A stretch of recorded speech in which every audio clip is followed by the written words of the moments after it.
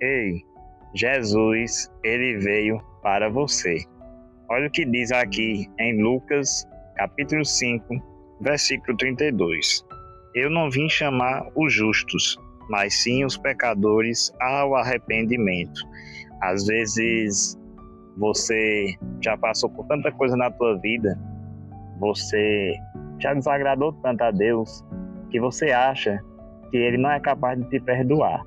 Mas aqui na palavra, em Lucas, capítulo 5, versículo 32, Jesus diz: eu vim para os que se arrependem.